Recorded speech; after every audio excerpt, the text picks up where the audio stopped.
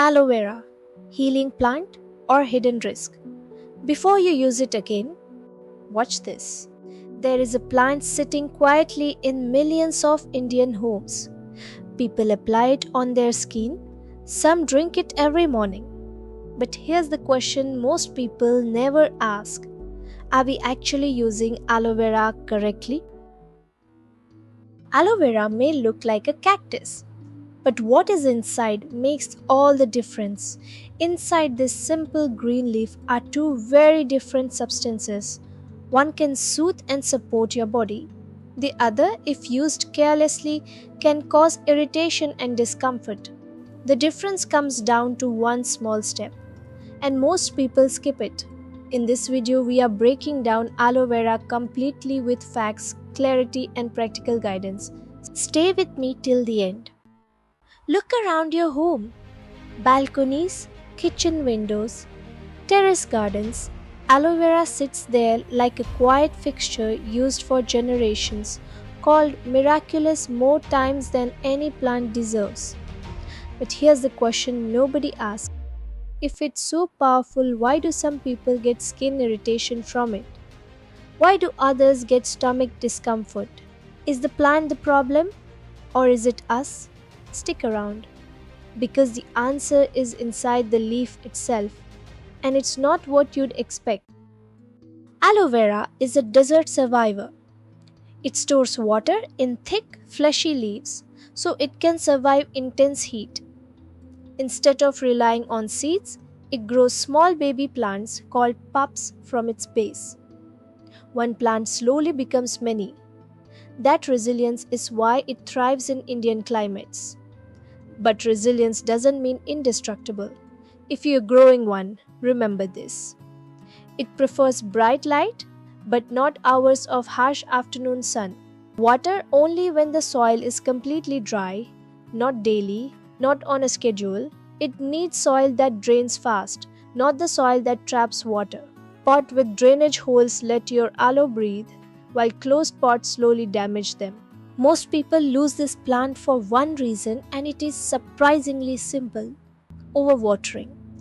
Due to this, the leaves become soft, they droop, and roots rot silently beneath the soil. And by the time you notice, the damage is already done. Aloe actually prefers slight neglect over excessive care. Sometimes love kills the plant, and this is what our ancestors followed. Aloe vera's use goes back thousands of years. Some of the earliest records come from ancient Egypt, and it later became a staple in Ayurvedic and traditional healing systems across Asia. Exact timelines vary by source, but one thing doesn't: this plant has survived in human use longer than most civilizations have. But history isn't proof. So let's look at what actually holds up. Scientifically studied benefits include soothing minor burns and sunburn, skin moisturizer, supporting mild wound healing, common use in cosmetic formulations, some digestive support in appropriate amounts. One plant, multiple uses, that's rare. Here's what most people don't know, and it's the whole reason irritation happens in the first place. Inside an aloe leaf, there isn't just one substance, there are two. The clear inner gel, that's the part everyone wants, and just beneath the skin, a yellow latex layer containing compounds called anthraquinones, which can cause stomach cramps and irritation if consumed in excess. Most people cut the leaf, blend everything together, and assume it's all safe. It's not. So here's the step I promised you at the start, which nobody follows. After cutting the leaf, stand it upright for 10 to 15 minutes and let the yellow latex drain out completely. Then, peel the outer skin and rinse the clear gel thoroughly before using it. That one step removes most of the compound responsible for irritation. Skip it and you're applying or drinking something your body never asked for. Simple step.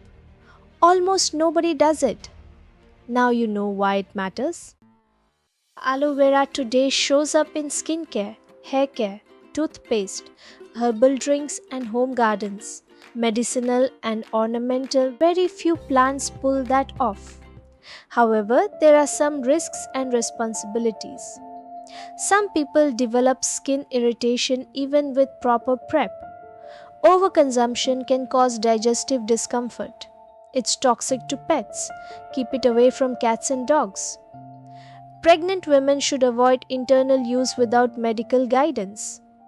A quick note, this video is for general information, not medical advice. So where does that leave us? Aloe vera isn't a miracle. It isn't a scam either. It's a resilient desert plant with real benefits and real limits. The plant is never the danger. Careless use is. Now you know the difference. Quick question for you. Do you grow aloe vera at home? Have you ever used it internally or only on your skin? Drop it in the comments. And before you go, here's a challenge. In the next episode, we're decoding another plant almost every Indian household knows. It tastes intensely bitter. Some call it nature's antibiotic. People chew its leaves every morning. Others hang it at their front door for protection. Guess it in the comments below. And if you like the video, subscribe to Herbe-Verse because we are decoding plants with facts, not assumptions. One plant, complete truth.